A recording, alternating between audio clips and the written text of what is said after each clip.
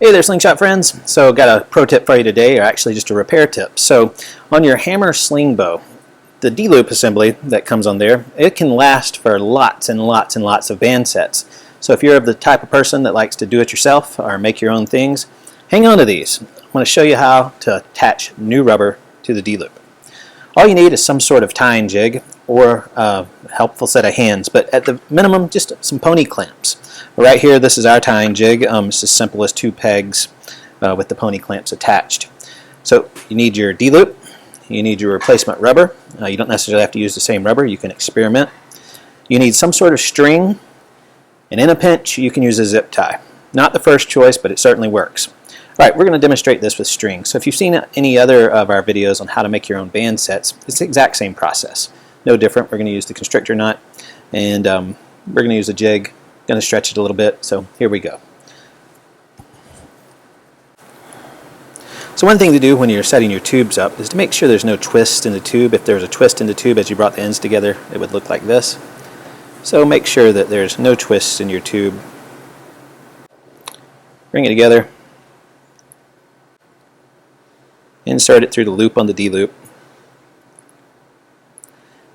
I like to take about about a ½ inch or so. Fold it over.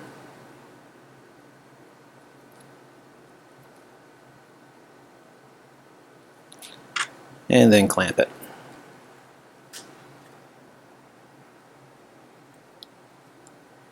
Alright, so here's, if you don't have a jig, you can use a friend. You would tie your constrictor knot. I like to tie my constrictor knot first, slip it over in place. Now you can check out one of our constrictor knot videos. We show how to tie it first into a loop that you can put over it. I'm going to go ahead and do that for you now.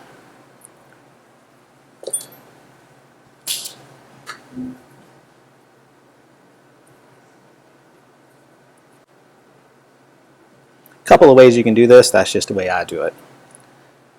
So we'll go ahead and get the constrictor knot in place.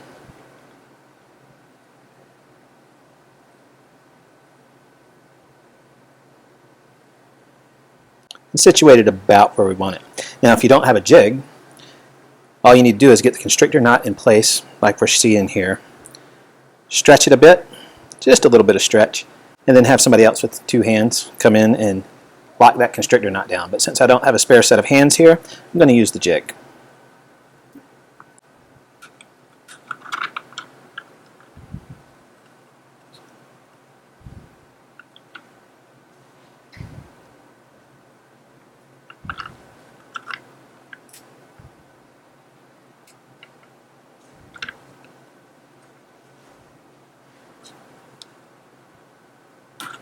Alright, so I've got a nice bit of stretch here.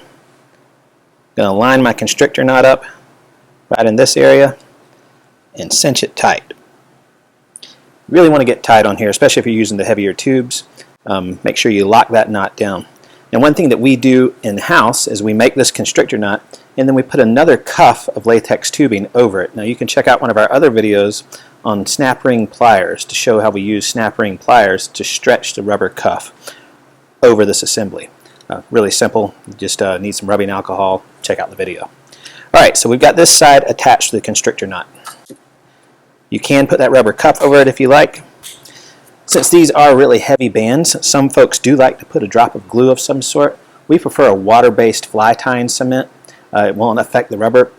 If you do choose to use super glue, be very, very careful not to get it on the latex. It will degrade the latex. So any water-based glue works nicely. You could even just use Elmer's craft glue. That's enough to bind those fibers together. Or conversely, you could use snap ring pliers and put a cuff over it. We're going to show you on the other side just how simple a zip tie is to use. So again, same thing. Make sure your bands don't have twists in them.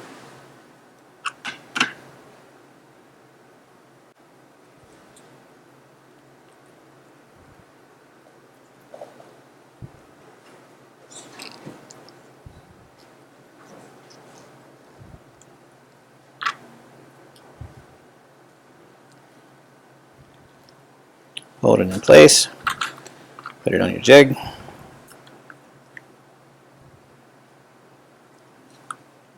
give it a little stretch, and with a zip tie it's pretty much obvious. You're going to put the zip tie in place, Situate it where you want it. And really crank down on it. Now here's the important thing with the zip ties. Best to use a pair of side cutting pliers or sharp scissors. So when you cut it, you don't have any of the sharp edge exposed. So really make sure you clean off all that sharp edge. You can even use your knife blade. And here's one thing to keep in mind with the zip ties. Again, we don't necessarily recommend using the zip ties, but if you do use a zip tie, make sure you use a quality zip tie. Don't recall the brand right now, but there are several zip ties that have an internal metal fastener that actually engages with the zip part of the zip tie. If you can source those, it's a much better product. These bands do come under a lot of pressure when they slam the arrow forward.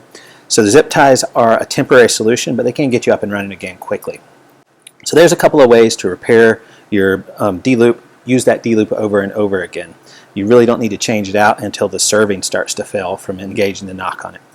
So, just another great pro tip for you there. Get out, shoot your slingshot. If you ever want to see any videos, have suggestions for us, please send them our way. We'll see you soon, guys.